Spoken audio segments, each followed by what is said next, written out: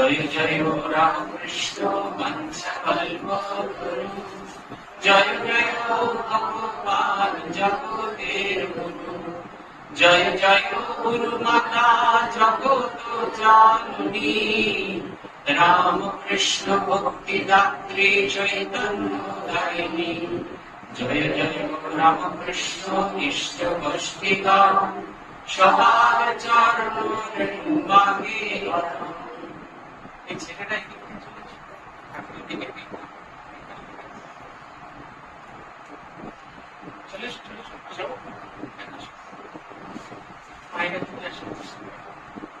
শ্রী ভগবানের অশেষ কৃপায় আবার আমরা সমবেত হয়েছি শ্রী শ্রী রামকৃষ্ণ পুঁথি পাঠ এবং আলোচনার উদ্দেশ্য।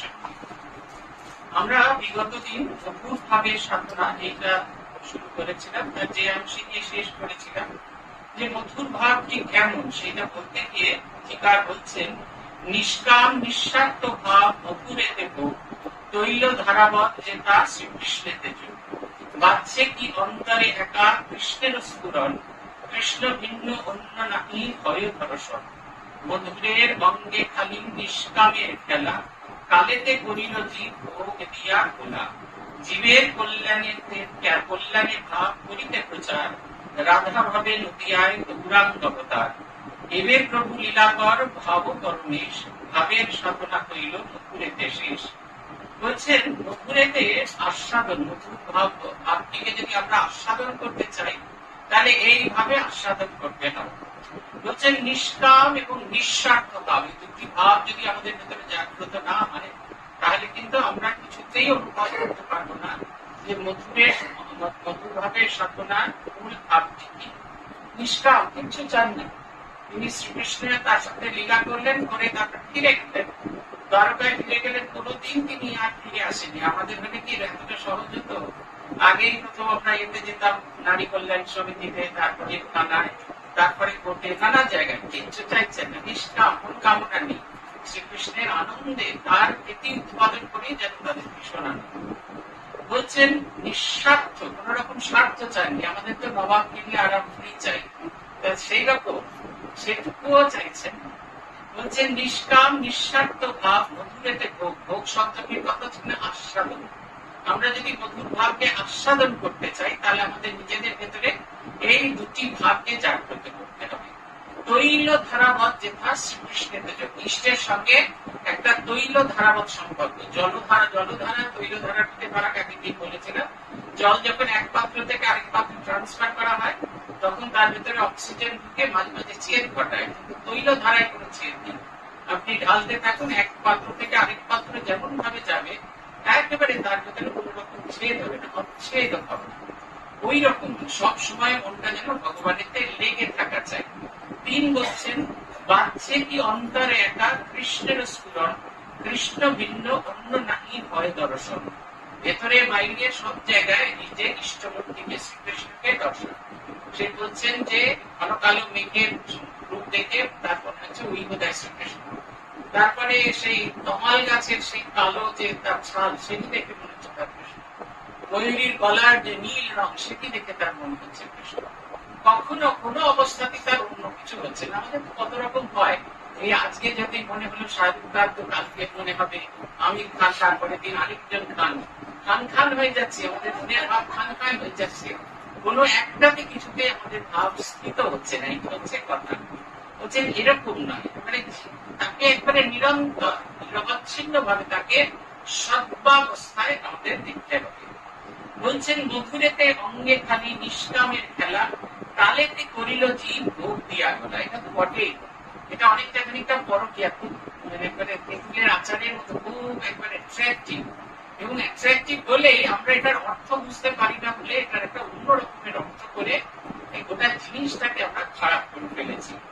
বলছেন এবে প্রভু লীলাকর, জীবের কল্যাণে ভাব করিতে প্রচার, রাধাভাবে নদিয়ায় গৌরাঙ্গ অবতার। কেন রাধাভাবে? দেখবেন আগের দিন আমরা বলেছিলাম যে মধুর ভাবে নিজস্ব আধার সত্তা সর্বসত্য যে কপিরাইট থাকে না, কপিরাইট পুরোটা শ্রীমতী রাধিকা। তাই জগতে মানুষকে এই প্রেম শেখানোর জন্য বারবার শ্রীমতী রাধিকা অবতীর্ণ হচ্ছেন নানা রূপে। তাই গৌরাঙ্গ অবতারে তিনি অবতীর্ণ হলেন মানুষকে এই মধুর হচ্ছে তারপরে এবে প্রভু লীলাকর ভাব পরমেশ ভাবের সাধনা করিল মথুরে দেশে। এইবার শ্রীরামকৃষ্ণদেব সাধনা করছেন মধুর ভাবের সাধনা। এই সাধনা দিয়ে তার যে ভাবের সাধনা সেটি তার শেষ হইল। প্রতিকার বলছেন কেমন বর্ণনা করছেন, অন্তরের দরে যেন হইল বাসনা, সহে না তিলক দেরি সাধিতে সাধনা, মনের তীব্রতা তার এতই প্রবল, সাধনার রূপ দেহ সর্বাংশে বদল, দেহে পুরুষোচিত বৃত্তি আর নাই, ললনা সুলভ ভাবে ভাবিত বসাই, চলন বলন চেষ্টা কটাক্ষ ইঙ্গিতে, অঙ্গরঙ্গ হাসিয়াদি স্বভাব চরিত, সমুখ সমুখ ঠিকে ঠিক ললনার প্রায়, স্মৃতি পুরুষ প্রভু চেনা নাহি যায়, বসন ভূষণ পক্ষে কিছুই নাহি ত্রুটি, শিরে পর চুলা কেশ পাশ পরিপাটি, পরিধানে বারাণসী শাড়ি থাকে পরা, কখনো বা পেশোয়াজ জরির কিনারা, কাচলিতে আটা বুক ঢাকা ওর নাই, সাচ্চার ঝালটা ঝালটার বলি ঝুলে কিনারায়,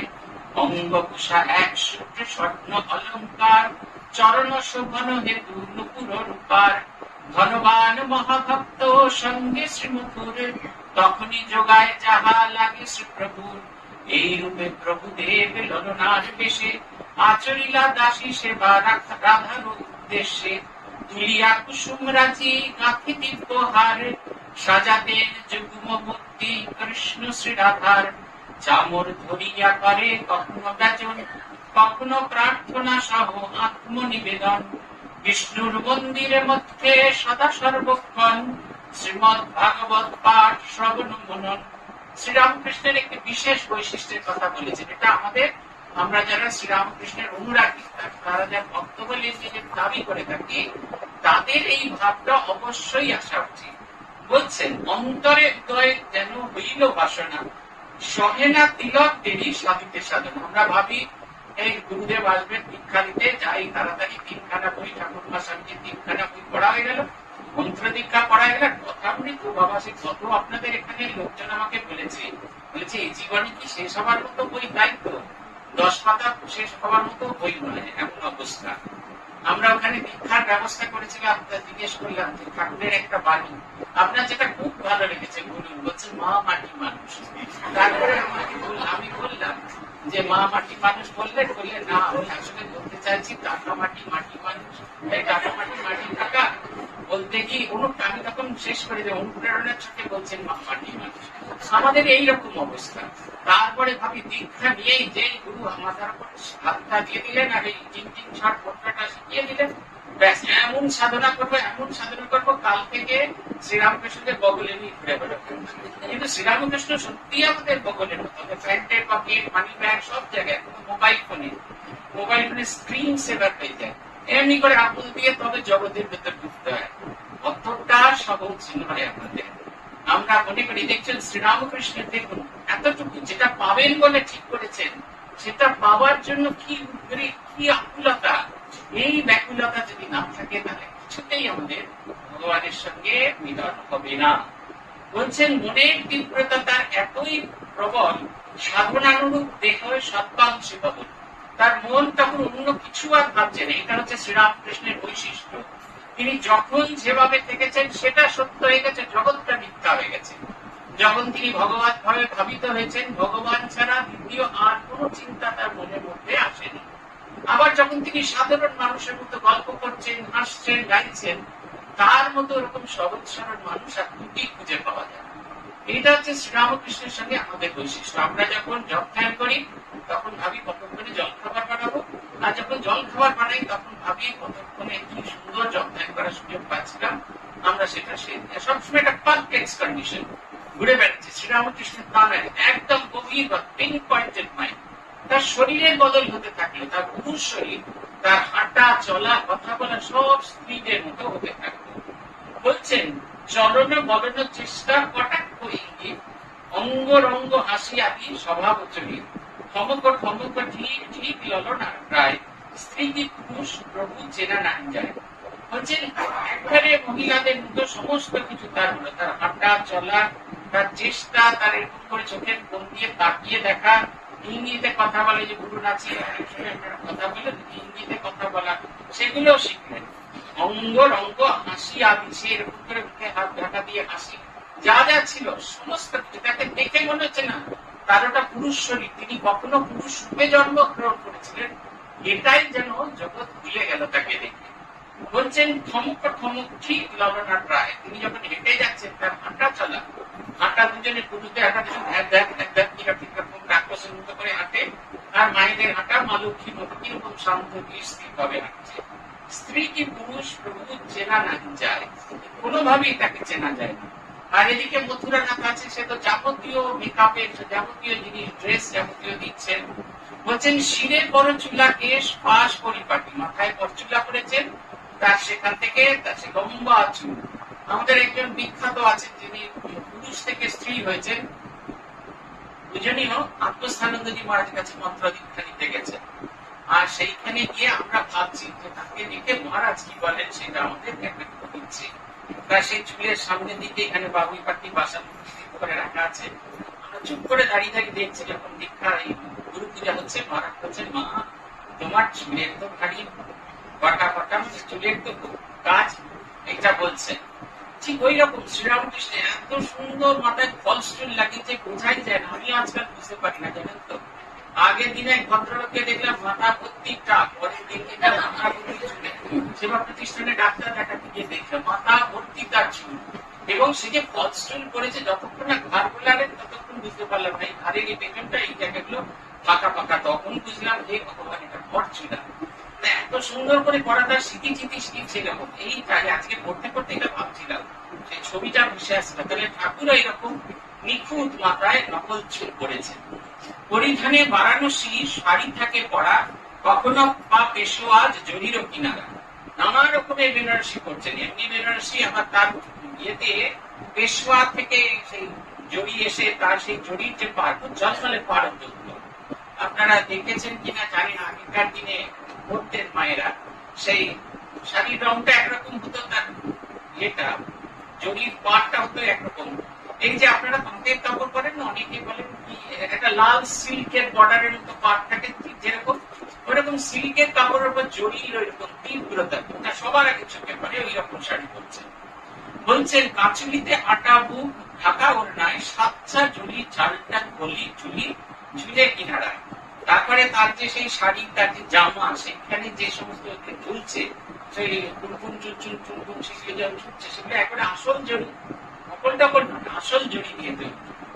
এবার অলঙ্কারের কথা, অঙ্গে অঙ্গভূষা এক সুট স্বর্ণ অলঙ্কার, চরণ শোভানো হেতু নুপুর রূপা, গা ভর্তি তার সোনার অলঙ্কার করা, আর পায়ে দিয়ে উপর নুপুর পড়েছে। ধনবান মহাভক্ত সঙ্গে শ্রীমধুর, তখনই যোগায় যাহা লাগে শ্রীমধুর।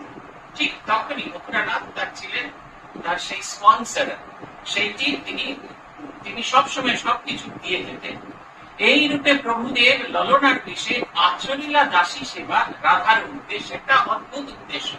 শ্রীমতী রাধাকে আগে তুষ্ট করার কথা তিনি ভাবলেন, কারণ সব সাধনার মূল হচ্ছে যদি মা যদি শক্তি যদি প্রাঙ্গণ উন্মুক্ত না করে, তাহলে কিন্তু আমাদের কিছুতেই সিদ্ধি হবে না। শ্রীরামকৃষ্ণের যাবতীয় সাধনা দেখুন, যখন রামায়ণ সাধনা করেছেন, আগে কিন্তু সীতার চর্চা অর্চনা করছেন। সীতার দর্শন পাওয়ার পরে তিনি সহজে রামায়ণ সাধনায় তার মুক্তি হয়েছে। তিনি রামচন্দ্রের সাধনায় রামকে রামকে দর্শন করেছেন, জগন্মাতাকে প্রসন্ন করেছেন। তারপরে যে কটা সাধনা করেছেন, দেখবেন তোতাপুরী এসেছেন তাকে দীক্ষা দেবেন বলে। তোতাপুরী বলছে কি বাচ্চা, তুমি অদ্বৈত ভাবে দীক্ষা দেবেন? বলছে দাঁড়াও, মাকে জিজ্ঞেস করে আসি। তোতাপুরী ভেবেছে সত্যিকারের মা, যাও বেটা বুঝ খেয়াও। গেছেন তিনি, মন্দিরে গেলেন, মন্দিরে যেতে মা তাকে বললেন হ্যাঁ ও এসেছে, ওর নাম তোতাপুরী, ও তোমাকে এই দীক্ষা দেবে বলে এসেছে। তারপরে গিয়ে তিনি ঘুরে এলেন, যখন ফিরে এলেন তখন তোতাপুরীর মনে হলো এই লোকটা ওই মাটির পাথরের মূর্তিকে সাচ্চা মাত্রিক জ্ঞান করেছে, নাহলে তার বোধ ছিল না। তাই বলছেন এবারে যেন তিনি শ্রীকৃষ্ণকে পাওয়ার জন্য সবার আগে রাধার সাধন করলেন। কিরকম বলছেন, তুলিয়া কুসুম রাশি গাঁথি দিব্য হার, সাজাতেন যুগ্ম মূর্তি কৃষ্ণ শ্রীরাধা। এখানে একটা শ্রুতি কথা আছে, আমাদের ভৈরবী ব্রাহ্মণী বলেছেন বলছেন তিনি যখন ফুল তুলতেন তাকে দেখে স্বয়ং শ্রীমতী রাধা বলে মনে হতো। সেই ফুল তুলে একটা গাছ থেকে আরেকটা গাছ যাচ্ছেন, তার যে স্টেপিং, তারপরে সেই পুষ্প চয়ন করছেন, সব পুষ্প নয়, তার মধ্যে থেকে খুঁজে খুঁজে বার করছেন। তারপরে তিনি যখন ফুলহার গাঁথতেন তাকে দেখে একদম শ্রীমতী রাধার মতো মনে হতো। সেই শ্রীমতী রাধার ভাবেতে তিনি আছেন। তিনি খুব সুন্দর ফুলহার তৈরি করে রাধা কৃষ্ণ, তখন আর মায়ের মন্দিরে যাওয়াটা, এটা দেখুন মা সর্বস্ব, অথচ যখন যেভাবে সাধন করছেন, ইসলাম ভাবে সাধন করেছে দেখবেন, ভুলেও মায়ের মন্দিরে যাচ্ছেন না। খ্রিস্টান ভাবে যখন সাধন করছেন ভুলেও মায়ের মন্দিরে যাচ্ছেন না। যখন অদ্বৈত ভাবে সাধন করছেন তখনও ভুলেও মায়ের মন্দিরে যাচ্ছেন না। কিন্তু আবার যেই সাধন ফিরে এলো, যেরকম ছোট শিশু সারাদিন ঘুরে বেড়ায়, এখান ওখান সেখান, বিকেল হলে মা যাবো করে চিৎকার করতে থাকে, ঠিক তাদের তার অবস্থা ঠিক সেই রকম, মা যাবো করে চিৎকার করছেন। কতক্ষণে তিনি মায়ের দর্শন পাবেন, কতক্ষণে তিনি মায়ের কোলেতে ফিরে আসবেন, এইটা হচ্ছে তার অবস্থা। এই তিনি ভাবছেন। বলছেন কখনো সাজাতেন চামড়া ধরিয়া করে, কখনো ব্যজন, কখনো প্রার্থনা সম আত্মনিবেদন। বিষ্ণুর মন্দির মধ্যে সদা সর্বক্ষণ শ্রীমৎ ভাগবত পাঠ শ্রবণ মনন। তাহলে কি হলো, তিনি সারাদিন হয় ফুলমালা গাচ্ছেন, নয় সাজাচ্ছেন, কখনো চামর ব্যজন করছেন, আবার কখনো জগন্মাতা শ্রীকৃষ্ণের কাছে নিজেকে নিবেদন করছেন কি করে তার ভগবানের দর্শন হবে। দেখুন একবারে সাধারণ মানুষের মতো নেমে এসছেন, আমার আপনার মতো নেমে এসছেন, আপনার আমার মতো একেবারে মাটির পৃথিবীতে নেমে এসছেন। তার যেন অন্য কোন রকম পরিবর্তন হচ্ছে না। আচ্ছা সবাই একটু একটু সরলে ওই মায়ের একটু বসার জায়গা হয় না, একটু একটু যদি সরে নি যে লাইনে একটু একটু সরলে হবে না, না তাহলে বোধহয় ওর উপর উঠে বসতে হবে, একটু একটু সরলে হবে না, অনেক জায়গা আছে। ওই যে উপরে মা দাঁড়িয়ে আছেন জায়গা দেখে কোনটা যদি আমার সুযোগ দিতে কোথায়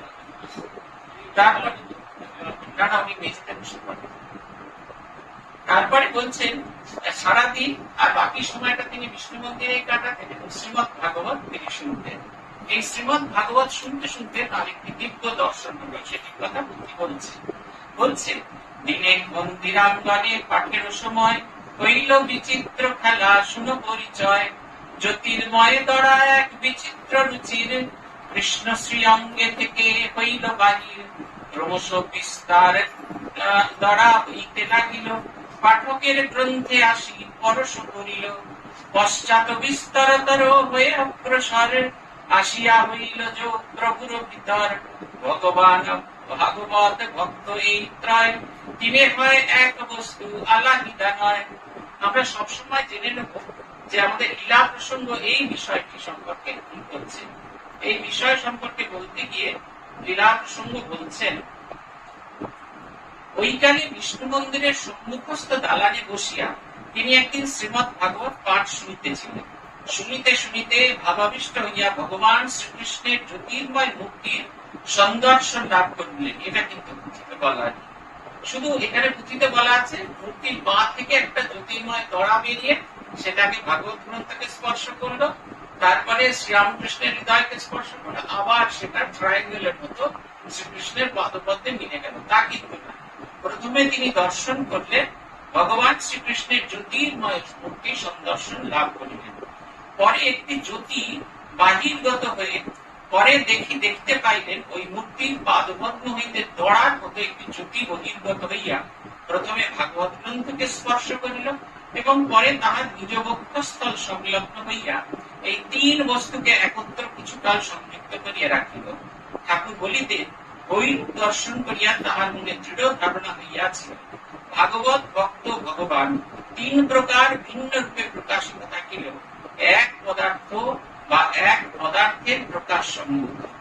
ভাগবত শাস্ত্র, ভক্ত ও ভগবান তিনি একই দিন, এটা একটু বোঝার আছে। ভগবানের দর্শন হচ্ছেন, তিনি প্রথমে ভগবানের সেই জ্যোতির্ময় রূপটিকে দর্শন করেন, তারপরে দেখছেন সেই জ্যোতির্ময় রূপ থেকে প্রকাশ হচ্ছে ভাগবত গ্রন্থে, তারপরে ঠাকুরের হৃদয়, তারপরে সেটা ফিরে যাচ্ছে, মানে ট্রায়াঙ্গেলের মতো একটা জ্যোতির্ময় বলয় তৈরি হচ্ছে। ভগবান তার যে প্রকাশ সেটা আমরা মূর্তিতে দেখতে পাই, তার সম্পর্কে একটা ধারণা করতে পারি। যে আমার যে লীলা সেটা প্রকাশিত হয় গ্রন্থে, শব্দাকারে তার লীলা ওখানে প্রকাশিত হয়ে আছে। শব্দাকারে সেই লীলা যখন আমরা পড়ি, যেমন আমরা এখন পড়ছি, পড়ে পড়ে কল্পনা করার চেষ্টা করছি ঠাকুর ওই বিষ্ণু মন্দিরে বসে আছেন, আর এখন যে এই যে পাশে যে বিষ্ণু ভগবান শ্রীকৃষ্ণের যে মূর্তিটা একদিকে বাবা কৃষ্ণটি আছে, ওটি তখন তিনি সিংহাসনে ছিলেন। তার সেই জ্যোতির্ময় মূর্তি তিনি দর্শন করেছেন, সেখান থেকে একটি দরা বেরিয়ে ভাগবত গ্রন্থ স্পর্শ করছেন, তারপরে তার হৃদয় স্পর্শ করছে, তারপর ফেরত আসছে। এটা দেখে চোখ বন্ধ করলে আপনি আমি সবাই এটা দেখতে পাবো। ওই ভগবানের লীলা প্রকাশ করে ভগবানের লীলা প্রকাশক গ্রন্থ, এখানে হচ্ছে ভাগবত। সেটিও কিন্তু ঈশ্বরের প্রকাশ, কিন্তু সেটি ঈশ্বরের বাণীময় প্রকাশ। দেখবেন একটা গান আছে, বাণী রূপে রহিয়াছ মূরতি ধরি রামকৃষ্ণ তোমায় প্রণাম করি। আমরা শ্রীরামকৃষ্ণকে পাইনি, কিন্তু আমরা শ্রীরামকৃষ্ণকে দেখিনি, দেখার সুযোগও হয়নি, কিন্তু তিনি আমাদের কাছে কিভাবে প্রকাশিত হয়েছেন? বাণী রূপে প্রকাশিত হয়েছেন, শব্দের মাধ্যমে তিনি প্রকাশিত হয়েছেন। মাস্টারমশাই আসছেন, মাস্টারমশাই দেখছেন, দাঁড়িয়ে আছেন মাস্টারমশাই বলরাম বসুর বাড়িতে, পরের দিন গেলে গান হবে। মাস্টারমশাইকে তিনি সেটা বললেন, পরের দিন বলরাম বসুর বাড়িতে যাওয়ার জন্য আমন্ত্রণ জানালেন, কিন্তু হয়ে গেল একটা গোলমাল। তিনি কি করলেন? তিনি ভাবলেন যে জমিদার বাড়ি যদি না যেতে দেয়, তারপরে তিনি ফিরে গেছিলেন সিংহদ্বারের কাছ থেকে, আবার ফিরে এলেন, এসে ভাবলেন ঠাকুরকে বলে যাই তিনি পরের দিন যাবেন না। কিন্তু দেখে একটা অদ্ভুত দৃশ্য দর্শন করলেন। কি দর্শন করলেন? নাট মন্দিরের গায়ে সব ওই লাগানো আছে, মশাল চলছে, আর সেই মশালের আলোয় আলোকিত হয়েছে নাট মন্দিরের সামনে জায়গাটা। শ্রীরামকৃষ্ণ একাকী হেঁটে বেড়াচ্ছে, বলছেন সেই এত গ্ল্যামারাস হাঁটা, হাঁটা যে এত গ্ল্যামারাস হয়, এত গ্ল্যামারাস হাঁটা দেখে মনে হচ্ছে স্বয়ং পশুরাজ সিংহ, সে যেরকম একাকী জঙ্গলের মধ্যে একাকী ঘুরে বেড়ায়, শ্রীরামকৃষ্ণ দেখে আধ্যাত্মিক জগতে পশু সিংহ শ্রেষ্ঠ মানুষ, তিনি যেন সেই এক জায়গা থেকে আরেক জায়গায় হেঁটে হেঁটে হেঁটে বেড়াচ্ছেন, এইটা যেন তিনি দেখলেন। এই যে শ্রীরাম লীলা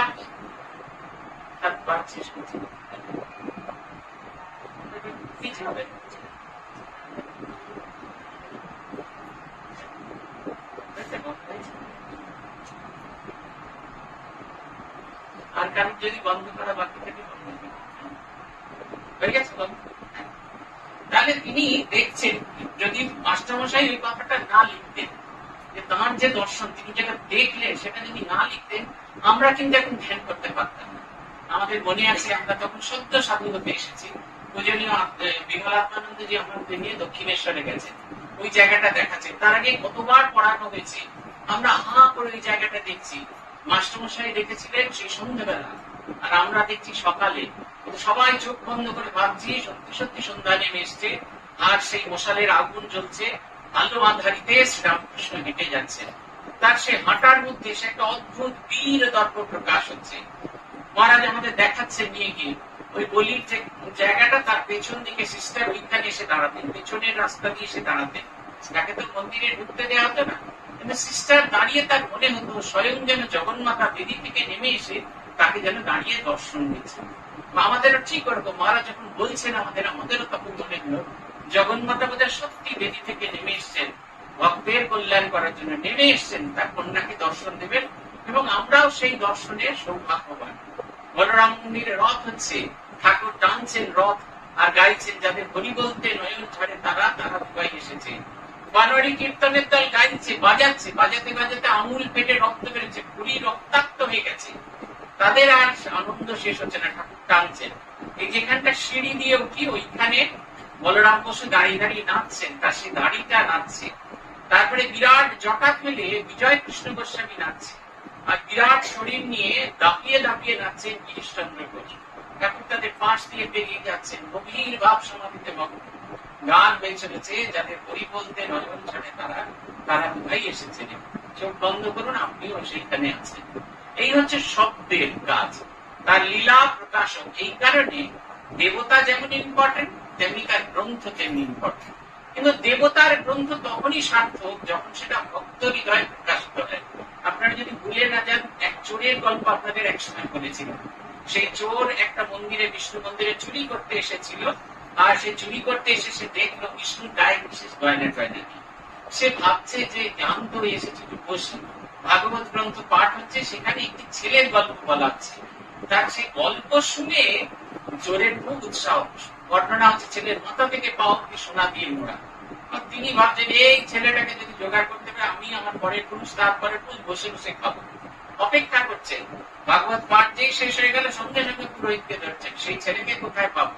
যে ছেলেটার গল্প করলে সে ভয়ে ত্রস্ত হয়ে বলছেন নিধুক বলছেন গেলেই পাবো। বলে হ্যাঁ গেলেই পাবে। হাঁটা শুরু হলো, দেখুন বিশ্বাস। হাঁটা শুরু হলো, গিয়ে পৌঁছলে, গিয়ে ভোরবেলা গিয়ে নিধুবনের, দুদিন বাদে ভোরবেলা গিয়ে নিধুবনে গিয়ে পৌঁছেছেন। শুনছেন অপূর্ব এক বাঁশুরির শব্দ, আর সেই শুনে সে যে চোর সেটাই ভুলে গেছে। নিচে একটা নয় দুটো ছেলে, একটা কালো একটা সাদা, তাদের মাথা থেকে পা অব্দি সোনা দিয়ে মোড়া। সে যে চোর ভুলে গেছে, গিয়ে বলছে ধন্যী বাবা তোমাদের বাপ মায়ের অবস্থা। তোমার বাপ মা তোমাকে এত সোনা পরিয়ে দিয়েছে, চোরে যদি এসে নিয়ে যেতে, নিয়ে চোর ভুলে গেছে। তারা সেই রিং রিং টিং টিং করে বলছে তুমি নেবে, তুমি নেবে বলে একটা একটা করে অলংকার খুলে তার ঝোলায় ভরিয়ে তাকে রওনা দিয়ে দিলেন। বাড়ির কাছাকাছি আসতে তার মনে হলো পূজারীর কল্যাণে এত অলংকার পাওয়া গেল, দু চারটে উপর ভাগ দিয়ে যায়। তারপরে তাকে যখন দু চারটে ভাগ দিতে গেলেন, তখন সঙ্গে সঙ্গে তিনি, পূজারী বলছেন এই অলংকার তুমি কোথায় পেলে? বলছে হ্যাঁ তুমি একজনের কথা বলেছো, খানিকে দুজন দেখে, একটা বর্ষা একটা কালো। তখন বলছে যে তুমি আমায় দেখাতে পারো? আবার দুজনে রওনা দিলেন নিধুবনে। তারা গিয়ে দাঁড়িয়ে আছেন, অপেক্ষা করছেন। বাঁশির স্বর শুনে চোর বলছে ওই দেখো ছেলেগুলো এসেছে। পূজারী কিন্তু বাঁশির স্বর শুনতে পাচ্ছেন কিন্তু দেখতে পাচ্ছেন। আরো কাছে এসেছে, বলছে কোথায়? বলছে দেখছো না, তোমার 3 হাত দূরে দাঁড়িয়ে আছে। পূজারী বুঝে গেলেন তার আর দর্শন হবে না। হাঁটু গেড়ে বসে হাউ হাউ করে কাঁদছেন আর বলছেন প্রভু সারাটা জীবন তোমার সেবা করলাম, তোমার ভাগবত গ্রন্থ চর্চা করলাম, আর তুমি দর্শন দিলে কিনা একটা চোরকে, আমাকে দর্শন দিলেন। দৈববাণী হতে থাকে, ঠিক কথা, তুমি আমার সেবা করেছো, ভাগবত গ্রন্থে সেবা করেছো, কিন্তু ভাগবত গ্রন্থে লীলার শব্দগুলো লীলা আকারে আসেনি তোমার কাছে, শব্দ আকারেই থেকে গেছে। সেটা কখনো তোমার হৃদয়ে এসে পর্যবসিত হয়। ও সত্য সত্য বিশ্বাস করেছে ভাগবত গ্রন্থ শুনে এরকম একটা মানুষ আছে, তার কালো রং আছে, তাকে দেখতে এরকম, তাই তার কাছে আমি প্রকাশিত হয়েছি। এই কারণে ভক্তের হৃদয়টি এত প্রয়োজন। রবীন্দ্রনাথ লিখছেন আমার মধ্যে তোমার প্রকাশ, তাই এত সীমার মাঝে অসীম তুমি বাজাও আপন সুর। তোমার আলোর নাই তো ছায়া, আমার মাঝে পায় সে কায়া, হয় সে আমার অশ্রু জলে সুন্দর বিধুর। আমার মধ্যে তোমার প্রকাশ, তাই এত ভক্ত আছে। ভক্তের হৃদয় যদি তার লীলা আস্বাদন যদি না করা যায়, তাহলে ভগবানের লীলার কোনো দাম নেই। সেই কারণে তিনটি এক, ভগবানের যেমন প্রয়োজন আছে, ভাগবত গ্রন্থেরও প্রয়োজন আছে তার লীলাকে প্রকাশ করার জন্য, আর ভক্তের হৃদয়েরও প্রয়োজন আছে তার সেই লীলাকে আস্বাদন করার জন্য। আপনি রান্না করেছেন, সব করেছেন, খাবার একটাও লোক খুঁজে পাচ্ছেন, একটাও লোক খুঁজে পাচ্ছেন, আপনার সব রান্না বৃথা। ক্যারামেল দিয়ে পুডিং বানিয়েছেন, এই বানিয়েছেন, তাই বানিয়েছেন, সেই বানিয়েছেন, পেটুক লোক বলে খাবার গল্প নেই। সেই নানা রকমের খাবার বানিয়েছে, কিন্তু খাবার লোক নেই, তাই খাবার আপনি কিছুতেই খেতে পারছেন না, কাউকে খাওয়াতে পারছেন না। আস্বাদন করার চাই, তাই দেখবেন ওই তিনটি, দেখুন ভগবান থেকে জ্যোতি বেরিয়ে গিয়ে ভাগবত গ্রন্থকে স্পর্শ করবে, সেটি বেরিয়ে গিয়ে ভক্তের হৃদয়কে স্পর্শ করে আবার ফিরে গেল একটা জ্যোতির বলয়ের ইঞ্জনে যেন আবদ্ধ হয়ে থাকে। এই তিনে এক, একে তিন, তিনটেই সত্য, পৃথক ভাবে সত্য, আবার তিনটে একসঙ্গে সত্য। পুথিকার লিখছেন মধুরের এই এক রাই সত্তাধিকারিণী, মহাভাবময়ী মহাভাব স্বরূপিণী, যেই ভাব সেই কৃষ্ণ দুয়ে নাহি আন, একে দুই দুয়ে হয় একের সমান। ভাব শক্তি যেই বস্তু রাধা তারে বলে, শক্তির করুণা বিনা কৃষ্ণ নাহি মিলে। প্রভুদেব সেই হেতু জগত শিক্ষায়, সকলের অগ্রে বুঝিলেন শ্যামায়। এখানে মধুরের সেই শক্তি সাধনা, এক চিন্তা কিসে হয় রাধার করুণা। কোথারাই কিসে পাই শ্যাম সোহাগিনী, মহাভাবময়ী মহাভাবস্বরূপিণী। দিয়া দেখা কিনা দাসী কর অভাগিনে, কিঙ্করি করুণা ভিক্ষা মাগে সকাতরে। আবেগের বেগেতে করুণ নিবেদন, কখনো রাধার ধ্যানে গভীর মগন। পরে হইল দর্শন করিল কামনা, কাম গন্ধহীনা রাই কনক বরণা। উত্তজ্জ্বল রাধা রূপ নহে বর্ণিবার, দেখিতে দেখিতে অঙ্গ মিশিল তাহার। নিজাঙ্গে শ্রীমতী রাই করিলে প্রবেশ, শ্রীঅঙ্গে সমুদিত রাধার আবেশ। রাধাতে প্রভুতে আর ভিন্ন ভেদ নাই, রাধা ভাব সাগরেতে নিমগ্ন গোসাই, সেই ভাব সেই ভাব সেই চেষ্টা বলি, রাগ প্রেমে ঠিক সেই শ্রীকৃষ্ণ পাগলি। বলছেন মধুর ভাবে সত্তাধিকারিণী হলেন শ্রীমতী রাধা। শ্রীমতী রাধা কে তুষ্ট করার জন্য তিনি উঠে পড়ে লাগলেন। কি করলেন? বলছেন যেই ভাব সেই কৃষ্ণ, দুয়ে নাই আন, একে দুই দুয়ে হয় একের সমান, ভাব শক্তি যিনি বস্তু রাধা তারে বলে, শক্তির করুণা বিনা কৃষ্ণ নাহি মিলে। বলছে শ্রীকৃষ্ণের ভাব যেটা শক্তি রূপে প্রকাশিত হয়। আমি বলছি আমি এখন বাজারে যাবো, এটা হচ্ছে আমার ভাব, এখন বাজার করতে যাবো, কিন্তু যতক্ষণ না উঠে বাজারে যাচ্ছি ততক্ষণ পর্যন্ত কিছু হচ্ছে না। যে শক্তি আমাদের প্ররোচিত করে ওইটা কিনতে আরো ঠিক সেই রকম শ্রীকৃষ্ণের সেই যে নিষ্কাম কাম বন্ধহীন, তারপরে কোন রকম নিঃস্বার্থ যে ভাব, তাকে পেতে হলে যে এই ভাবগুলি দরকার, সেই ভাবের শক্তির স্বরূপিনী হচ্ছেন রাধা। তাই তাকে সাধনা না করলে তার ভাবটা আসবে না। ঠাকুর যেরকম বলছে বাপের সম্পত্তি ছেলে পায়। ভগবানকে আমরা আরাধনা করি কেন? ভগবানের যে দিব্য গুণগুলো, সেই গুণে আমরা গুণান্বিত হই, একটু একটু করে সেই দিব্য গুণে আমরা গুণান্বিত হই, এবং তখন আমরা সেটা আরো যেন আমাদের ভেতরে প্রকাশিত হতে থাকে, তার সেই দিব্য গুণ আমাদের ভেতরে আরো বেশি করে প্রকাশিত হতে থাকে। তাই সবার আগে তিনি দেবেন তাকে ধরা দরকার। তিনি বলছেন প্রভুদেব সেই জগৎ হেতু জগত শিক্ষায় সকলের অগ্রে ভজিলেন সেবামায়। ভগবান নিজের জন্য করেন জগতের শিক্ষা, আমার আপনার মতো মানুষজন নেই। তিনি নিজে সাধন করে দেখালেন যে আমার দ্বারা যদি হয়ে থাকে তোমার দ্বারাও হবে। এই ভাবটা তিনি যেন সাধন করে আমাদের দেখালেন, আমাদের যেন বোঝালেন। সেই কারণে তার যাবতীয় সাধন হলেন। তাই তিনি রাধার চিন্তায় লেগে গেলেন। কিরকম?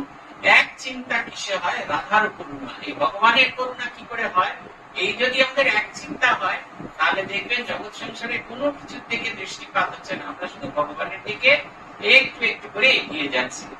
কোথায় কিসে পাই রাম শ্যাম সোহাগিনী, মহাভাবময়ী ভাব মহাভাব স্বরূপিনী।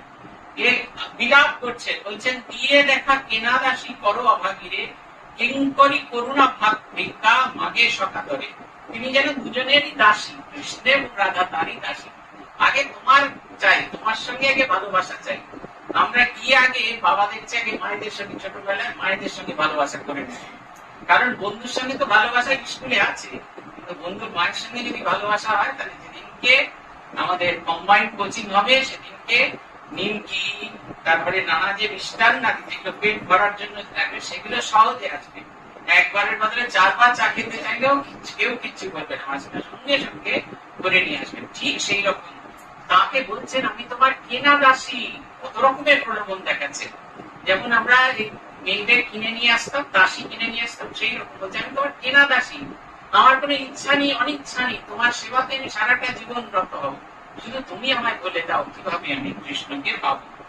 বলছেন আবেগের বেগেতে করুণ নিদান, কখনো রাধার ধ্যানে আবেগের বেগেতে করুণ নিবেদন, কখনো রাধার ধ্যানে গভীর মগন। হইল পরে হইল দর্শন, পুরিল কামনা, কাম গন্ধহীন রাই অনক করোনা। তিনি সেই আবেগের বেগেতে একবারে তার সেই আবেদনের সাথে মিলে মিশে যাচ্ছেন।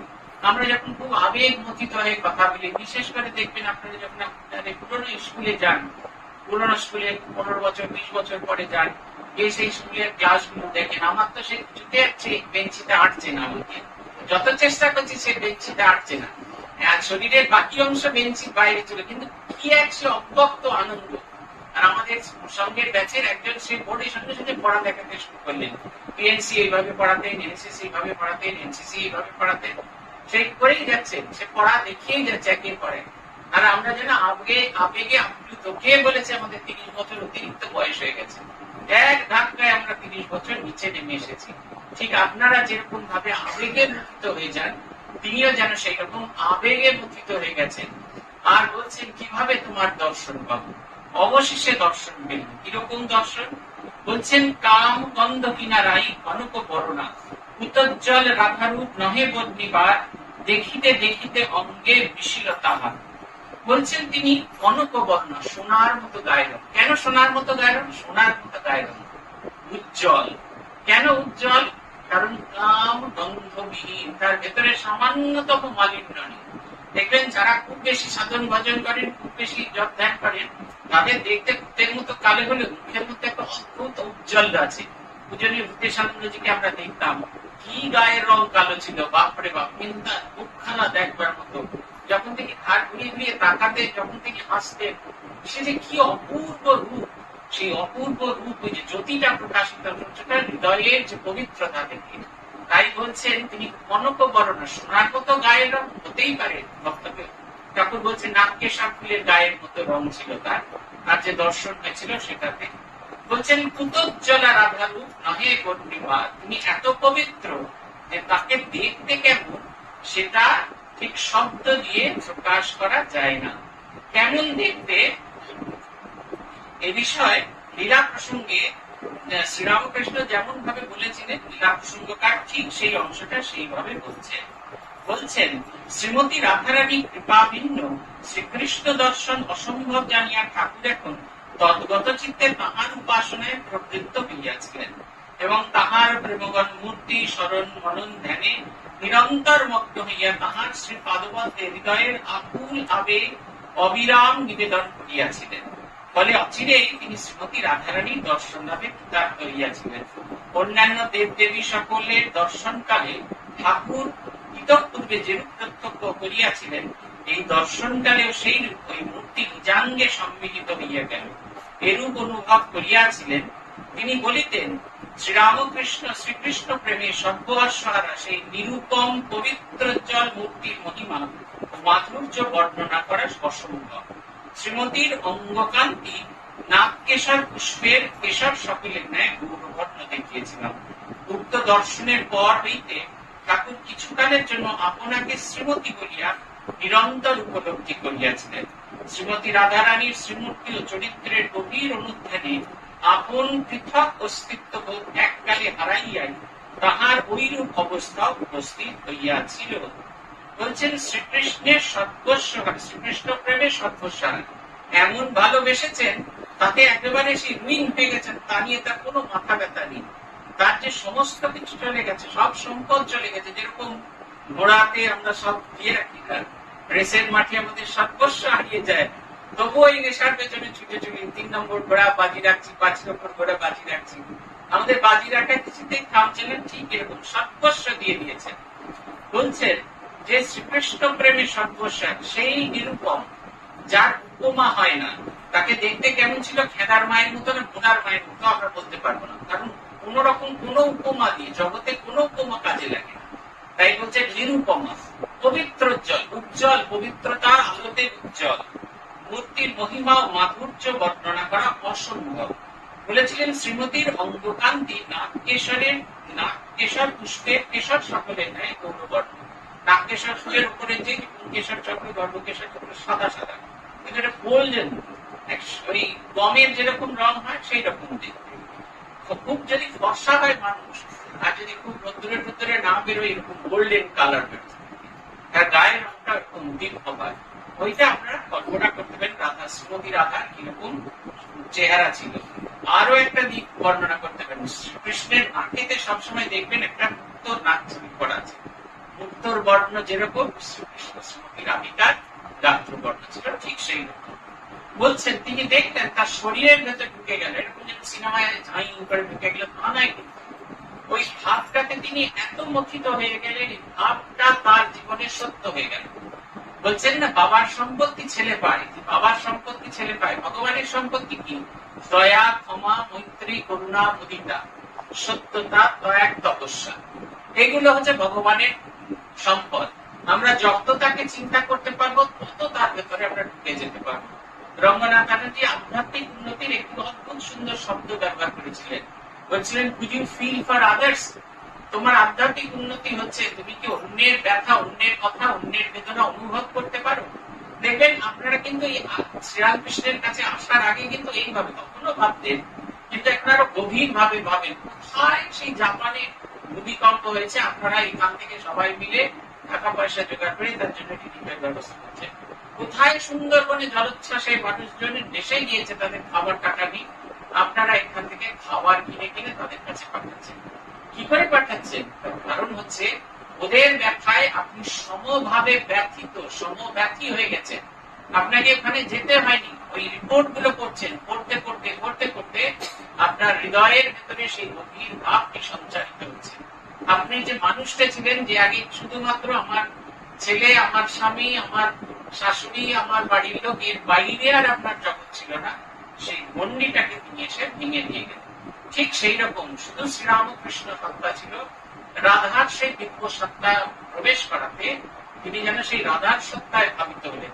এতদিন তো শুধু কল্পনা করছিলেন, এতদিন তো বলছিলেন তাকে তো দেখতে পারবি, কিন্তু যখন তাকে দেখতে পেলেন তার ভাবটি যেন তিনি আত্মস্থ করলেন। আমাদের বলতেন, কাশী স্বরানন্দজি বলতেন, মঠে যেদিন আসবে সেদিন এমন একটা সময় আসবে জেনে জেনে সেবক দেখেন। সকালবেলা আসে নীতিশানন্দজি মহারাজ কিরকম ভাবে মন্দিরে অর্ঘ্য দেন, কেমন করে হাত জোর করে প্রার্থনা করেন। তুমি অনুসরণ করতে পারবে না, কিন্তু তুমি অনুকরণ করতে পারবে। আমরাও বোকার মতো আসতাম, সকাল সকাল এসে জিজ্ঞেস করে নিতাম।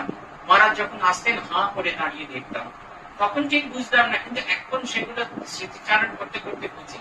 মহারাজ যখন অর্ঘ্য দিতেন এত সন্তর্পণে দিতেন, মনে হতো ঠাকুর যেন গভীর সমাধিতে মগ্ন। তিনি যদি একটু এপাশ ওপাশ করে যান, ঠাকুরের যেন সমাধি ভেঙে যাবে। সে অদ্ভুত ভালোবাসার সঙ্গে মহারাজ প্রার্থনা করছেন, দুটি চোখ খোলা, হাত দুটি জোড়া করা, যেন মাস্টারমশাই বলছেন আর বাধ্য ছাত্র শুনে চলেছেন তার। এখন প্রার্থনার কি অপূর্ব জিনিস। আমরা তো এমনি করে চোখ টিপে মাঝে মাঝে এমনি করে দেখি যে দেখছে কিনা আমি প্রার্থনা করছি, কিন্তু তার প্রার্থনা চোখ দুটি খোলা আছে, মা করে তাকিয়ে দেখছে, যেন তিনি বলছেন আর তিনি যেন শুনছেন। গগনানন্দজিকে দেখছি ব্রহ্মচর্য দীক্ষা হয়েছে, তিনি ব্রহ্মচর্য দীক্ষা দিয়ে মন্দিরে ঠাকুরের সামনে গিয়ে দাঁড়িয়েছেন। আমি ধরে আছি ওনাকে, তারপর উনি হাতটা জোর করলেন, আমরা হাতগুলো ছেড়ে দিলাম। উনি বিবি বিবি করে কিছু একটা বলছেন, দেখছি বিবি করে। সেবককে জিজ্ঞেস করছেন কতজনের হলো, সে হচ্ছে 38 জন। কতজনের ব্রহ্মচর্য দীক্ষা হলো? 38 জন। বিবি বিবি করছে, আমি প্রথমবারই শুনি, দ্বিতীয়বার আবার জিজ্ঞেস করবো তাহলে কতজনের হলো? ওরা বললেন 38 জন। আবার তিনি বিবি করে বলছেন। তখন মনে হলো ওই যা যা ঘটনা মন্দিরে, নাট মন্দিরে ঘটেছে সেইগুলো যেন তিনি রিপোর্ট করছেন। শ্রীরামকৃষ্ণ প্রভু, আমরা প্রেসিডেন্টকে শ্রীরামকৃষ্ণের প্রতিনিধি বলে মনে করছি, আর প্রেসিডেন্ট নিজেকে শ্রীরামকৃষ্ণের দাস বলে মনে করছেন। প্রত্যেকটি জিনিস তাকে রিপোর্ট করার কথা বলছেন। একবার আমাদের গগনানন্দজি খুব সুন্দর একটা কথা বলেছিলেন, তোমরা একে অপরের সঙ্গে কথা বলো, ভগবানের সঙ্গে কেন কথা বলার অভ্যাস করো না? ভগবানের সঙ্গে কথা বললে একটু একটা নতুন অভ্যাস গড়ে উঠবে। এই যে ভাবতে ভাবতে ভাবতে ভাবতে এতদিন প্রার্থনা করছিলেন, এতদিন পড়েছেন ভাগবতে, সেইটাকে চিন্তা করার চেষ্টা করছেন, দর্শনের পর সেটা সত্য হয়ে দাঁড়ালো। তিনি যেন প্রত্যক্ষ দেখছেন, চোখের সামনে দেখছেন স্বয়ং শ্রীমতী রাধে।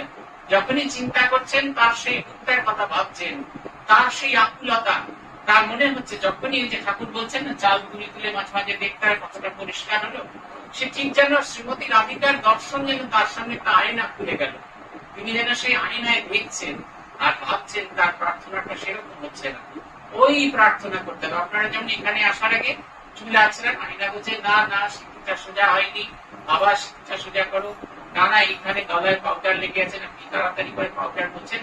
নিজেকে আমরা যেরকম পারফেক্ট করি ঠিক সেই রকম সেই আয়নাটা যেন খুলে গেছে আমাদের সামনে, শ্রীরামকৃষ্ণের সামনে। তিনি যেন সেই আয়নাটা দেখে গভীর ভাবে ভাবিত হচ্ছেন। তিনি শ্রীকৃষ্ণের কাছে সেইভাবে প্রার্থনা করছেন। পুথিকার বলছেন, বিরহ বিধুর ভাব শ্রীঅঙ্গে পূর্ণিত, দৈহিক ক্রিয়ার কোষে লক্ষণ রহিত, ইন্দ্রিয় উচ্ছেদে আঙ্গুলি পরিমাণ, লোম উদ্ধারে রক্ত নির্গমের স্থান, বজ্র দুষ্ট নিবারণে ভাবিয়া উপায়, হৃদয় দিবস ত্রয় কৌপিন পড়ায়। আশ্চর্য শ্রীপ্রভুর যেন আশ্চর্য চরিতে, সখেতে কখনো হয় বিরহের গীত, প্রিয়তমা অনুচরী রূপে সঙ্গ দিয়ে, শিরে লগ্ন কর দয়ে কান্দিয়ে কান্দিয়ে, শ্যামের নাগাল যদি না পাইন সই, বল তবে কিবাসু ঘরে আর রই, শ্যাম যে আমার সই নয়নের তারা, দিলাদ না দেখিলে হই দিশাহারা, যদ্যপি হইত শ্যাম মস্তকের চুল, বাঁধিতাম বেনি দিয়া বকুলের ফুল, সদা দর্শন সাধে বিকল্প রানী, ইতি উতি চায় যেন বনের হরিণী, সর্বদা সদা সর্বদা শ্রীরামকৃষ্ণ প্রার্থনা করছেন শ্রীকৃষ্ণের দর্শন চাই। হাত দুটিকে এমনি এমনি করে, আপনারা দেখেন কিনা জানেন, হিন্দি ছবিতে আমরা ছেলেবেলায় দেখতাম, তখন এমনি এমনি করে সব প্রার্থনা করতো, অনুশোচনা করতো, কাঁদতো, মাথায় হাত টুকে টুকে। আচ্ছা, ওই রকম মাথায় হাত টুকে টুকে কাঁদছেন। বলছেন, প্রিয়তমা অনুচরী রূপে সম্মতিয়া সখেদে কখনো হয় বিরাগের গীত, আশ্চর্য শ্রীপ্রভু যেন আশ্চর্য চরি, শিরে লগ্ন হরদয় আং দিয়ে কাঁদিয়ে। তিনি যেন তার চতুর্দিকে সেই ললিতা বিশাখা সবাই রয়েছে, এই তাদের অস্তিত্বগুলি যেন তিনি অনুভব করতেন, এবং সেইভাবে তিনি বর্ণনা করেছেন যে তোমায় পাইনি, আমার কি কষ্ট, আমার কি তীব্র বেদনা, তোমাকে পাচ্ছি না বলে আমার কি কষ্ট। তিনি প্রার্থনা করছেন। আমরা কিন্তু এতটা গভীর ভাবে প্রার্থনা করি। বলছেন, শ্যামের নাগাল যদি না পাই সই, বলো তবে কিবা সুখে ঘরে আর রই। যদি ভগবানেরই দর্শন না পেলাম তবে ঘরে থেকে কি হবে? রবীন্দ্রনাথের গান বিদ্যাসাগরজি করতেন, এ সংসারের হাটে আমার যতই দিবস কাটে, আমার যতই দুহাত ভরে ওঠে ধনে, তবু কিছুই আমি পাইনি যেন সেই কথা রয় মনে, যেন ভুলে না যাই বেদনা পাই শয়নে স্বপ্নে। যদি তোমার দেখা না পাই প্রভু এবারে জীবনে, তবে তোমায় আমি পাইনি যেন সেই কথা রয় মনে, যেন ভুলে না যাই বেদনা পাই শয়নে স্বপ্নে। মহারাজ বলছেন, তাকে পাইনি, আমাদের পাওয়া হলো না, এটা ঠিক, এ নিয়ে কোনো সমস্যা নেই, কিন্তু আমরা বেশিরভাগ ক্ষেত্রে তাকে পাইনি, এই কথাটাই ভুলে যাই। বলছেন, শয়নে স্বপ্নে, যেন সবসময় প্রিক করে যে তোমার সঙ্গে আমার দেখা হয়নি, তোমার সঙ্গে আমার দর্শন হয়নি, তোমার সঙ্গে আমার আলাপন হয়নি, আমি তোমাকে হৃদয়ে অনুভব করতে পারিনি, আমি দিনগুলো বৃথা কাটিয়েছি, জগতের যাবতীয় জিনিসপত্র আহরণ করেছি, আমার হাটে বাটে মাঠে ঘুরে ঘুরে ঘুরে ঘুরে এই নিয়ে এসছি, এই শান্তিনিকেতন থেকে এই নিয়ে এসছি, এই বাঁকুড়া থেকে ঘোড়া নিয়ে এসছি, কিন্তু সেই আমার যে হৃদয়েশ্বর তাকে কিন্তু আমার পুকুর থেকে নিয়ে আসতে পারিনি। আমরা বড়জোর বোঁধে, বড়জোর চরণামৃত, বড়জোর একটা অর্থ নিয়ে আসতে পারি, কিন্তু সেই শ্রীরামকৃষ্ণকে নিয়ে আসতে পারি না। কল্পনা করুন, যদি আপনারা কখনো ঠাকুরের শয়ন দেখে থাকেন, দেখবেন যে পূজারী মহারাজ গিয়ে যাচ্ছেন জলের ছড়া দিয়ে। আমি প্রথমবার যখন দেখি একবারে মুগ্ধ হয়ে তাকিয়ে আছি, এরকম ভাবে নিয়ে যাচ্ছেন যেন সত্যি সত্যি একটা জাগ্রত মানুষ, তাকে যেন তিনি আবাহন করে নিয়ে যাচ্ছেন। এক ফোঁটা এক ফোঁটা এক ফোঁটা এক ফোঁটা করে জল দিচ্ছেন, তারপর যেখানে নিচু থেকে উঁচুতে উঠছেন, আবার সেইভাবে সেই পেছন ফিরেই যাচ্ছেন, একবারও বুঝছেন না। ঘরের ভেতরে নিয়ে গেলেন, মনে হচ্ছেন সত্যি যেন আবার ঘরে ঢুকে একটু অপেক্ষা করছেন, তিনি যেন ঢুকছেন। গীতানন্দজি সম্পর্কে বলতেন, শ্রুতি কথা বলছেন, গীতানন্দজি ওপর থেকে নামছেন, আপনারা শয়ন ঘরের তো সিঁড়ি দেখার সৌভাগ্য আপনাদের হয়নি, 3টে করে সিঁড়ি, 1টা করে ল্যান্ডিং। গীতানন্দজি নামছেন আর প্রত্যেকটা ল্যান্ডিং এ দাঁড়াচ্ছেন। যোগাড়ি জিজ্ঞেস করছেন, এত সময় লাগে আপনার? বলছেন, অনেক বয়স হয়ে গেছে। তিনি আমার কাঁধে হাত দিয়ে নামছেন, তাই 3টে করে সিঁড়ি নেমে একটু বিশ্রাম করে আবার 3টে করে সিঁড়ি নামছেন। দেখুন, সবটাই ভাবেতে, কিন্তু এই ভাব আমাদের কোন মনকে কোন উচ্চ ভূমিতে নিয়ে যায়। আমরা যখন ঝগড়া করি তখন কি সত্যি সত্যি আমরা সব ওই আপনারা গীতা দেব বা কবিতা জলাল হয়েছে, তা তো হয়েছে না, কিন্তু ওই ভাবটাকে অবলম্বন করে আপনার তার চেয়েও ভালো পারফর্ম করে। ঠিক সেই রকম আমরা যদি এই শ্রীরামকৃষ্ণের ভাবটাকে, রাধার ভাবটাকে যদি নিজের ভেতরে করতে পারি, তাহলে আমাদের ভেতরে সেই আকুতিটা আসে। বলছেন, শ্যামা যে আমার সই নয়নের তারা, তিলাদ না দেখিলে হই দিশারা। কি এক অদ্ভুত কাজ হচ্ছে, ভগবান কিরকম, আমার চোখের তারা, চোখের তারা কি আমি আপনি দেখতে পাই? যতক্ষণ না আয়নায় রেখেছি। তাহলে কেন করছেন? পাগল না, তিলাদ নয়নের তারা আমার চোখের সঙ্গে সংলগ্ন, আমার শরীরের একটা অঙ্গ, তাই যে মুহূর্তে আমি অনুভব করতে পারছি না এটা আমার শরীরের অঙ্গ, তখন আমার খুব কষ্ট হতে থাকে। কয়েক বছর আগে আমার নাকটা কাটা হয়েছিল। নাকটা যখন কাটা হলো তখন নাকটা প্লাগ করে দিয়েছিল। রাত্রি 9টার সময় যখন জ্ঞান ফিরল তখন দেখলাম নাকটা প্লাগ করা আছে, তার মুখ দিয়ে শ্বাস নিতে হচ্ছে, সামনে একটা কাপড় লাগানো, পিঠে কাপড় লাগানো। সে যে কি কষ্ট, সমস্ত রাত্রি দিয়ে বিকেলবেলা এরকম করে ধরে খুলে দিল, ঝরঝর করে রক্ত পড়ছে ঠিক পেটে, কিন্তু নিজের কি আরাম, যেন সেই নাক দিয়ে শ্বাস নিতে পারছে। তখন মনে হচ্ছে নাক একটা খুব ইম্পর্টেন্ট অঙ্গ, অথচ আমরা নাকটা দেখেও দেখি না, চশমাটা এমনি করে লাগিয়ে দিই, কিসের উপর বসালাম বুঝতে পারি না। চশমা পরে থাকি, আমার দৃষ্টিহীনতার জন্য একটা কাঁচ সেই যতটা আমার দৃষ্টি কম আছে ততটুকু সাপ্লিমেন্ট দেয়, আমি তার মধ্যে দিয়ে দেখি, কিন্তু করতে করতে এমন মনে হয় সেটা যে আমার শরীরের একটা অঙ্গ সেটা আমি বুঝতে পারি না। ঠিক সেই রকম চোখের মণি আমার শরীরের অঙ্গ, তাকে দেখতে পাচ্ছি না মানে আমি বুঝতে পারছি না যে চোখের মণি আছে আমার শরীরে, আমি যেন অঙ্গহীন হয়ে গেছি। বলছেন যদ্যপি হইত শ্যাম মস্তকের চুল, বাঁধিতাম বেনি দিয়া বকুলের ফুল। তিনি যদি চুল হতেন তাকে আমি বেনি দিয়ে বাঁধতাম, শুধু তাই না বকুলের সুগন্ধি বকুল ফুল দিয়ে তাকে সাজাতাম, সুগন্ধিত করতাম। ইতি উতি চায় যেন হরিণ হরিণী, সদা দর্শনে সাথে বিকল পরাণী। ইতি উতি চাইছে, কখন আমরা ওরকম চাই যখন আমরা দেখি কেউ আসছে, তিনি এসে গেছেন, যেন তার দর্শন আওয়াজ আমরা বুঝতে পারছি, আমরা এদিক ওদিক তাকাই, ওই বোধহয় তিনি এলেন, ওই বোধহয় তিনি এলেন। শ্রীরামকৃষ্ণের ঠিক সেই রকম অবস্থা। আমরা শেষ করব আরেকটি ছোট্ট অংশ দিয়ে। পুথিকার বলছিলেন, এই রূপে গাইতে গীত যায় বাহ্য জ্ঞান, তন্ময় হইয়া ঘটে গভীর জ্ঞান। দেহের সংকট অবস্থা পূর্বের সাধনে, গিয়াছিল পুনরায় হয় বর্তমানে। কৃষ্ণ দর্শন বেগ বাতিক পাবন, ধরিয়া প্রবল গতি অতীব ভীষণ। উঠিল প্রভুর হৃদয়ে আকাশের মাঝে, আধারিয়া 10 দিশি আপনার তেজে। উলট পালট খায় দেহ দুর্বর, প্রভুর নাহিক আর দেহের খবর। ধীরে ধীরে তার ভেতরে সে যে তুফান উঠছে, তাকে দেখতে পাইনি বলে তুফান, যেটা আমি খুব হাড়ে হাড়ে বুঝি। আমফান যখন দেখেছিলাম একদম মানে এই যে বর্ণনাটা করছেন একেবারে সেরকম, গাছগুলো উলট পালট খাচ্ছে। মেহগিনি গাছ তুলে ফেলে দিল, মাটি থেকে তুলে ফেলে দিল, কত বড় মেহগিনি গাছ টুকরে পড়েছে। বিরাট বড় দেবদারু গাছ এমন মূল শুদ্ধ উৎপাটন করেছিল যেন কিচ্ছু নয়। 180 কিলোমিটার বেগে ঝড় বইছে, আমাদের সাইকেল স্ট্যান্ডটা খুলে পড়ে গেল, মনে হলো কে যেন একবারে খুলে ছিঁড়ে নিয়ে একবারে অনেকটা দূরে পুকুরের পাড়ে মন্দিরের চতুর্দিকে সেই চারুলতার মতো খড়খড়ি লাগানো ছিল, ফ্রেম সমেত তুলে নিয়ে প্রায় 8 কিলোমিটার দূরে সেইখানে বসালে, তীব্র বসানোর সামনে গিয়ে এইটা আমরা বুঝতে পারি। বলছেন কৃষ্ণ দর্শনে বেগ বাতিক পবন, ধরিল প্রবল গতি অতি ভবিষ্যৎ। অল্প অল্প প্রথমে বায়ু হচ্ছিল, তারপর ধীরে ধীরে ধীরে ধীরে তার তীব্রতা হতে থাকে, তিনি আর নিজেকে সামলাতে পারছেন না। ধরিয়া প্রবল গতি অতি ভবিষ্যৎ, উঠিল প্রভুর হৃদয়ে আকাশের মাঝে, আধারিয়া 10 দিশ আপনার তেজ। যেরকম যখন ঝড় আসে চতুর্দিক অন্ধকার হয়ে যায়, ঝড়ের সেই প্রবল তীব্রতা আমরা অনুভব করতে পারি, ঠিক সেই রকম সেই ভগবানকে যে পাচ্ছি না সেটা তীব্র থেকে তীব্রতর হতে থাকলো, আর যেন তিনি নিজেকে নিজের মধ্যে সামলে নিতে পারছেন না, সেটা ছিটকে পড়ছেন।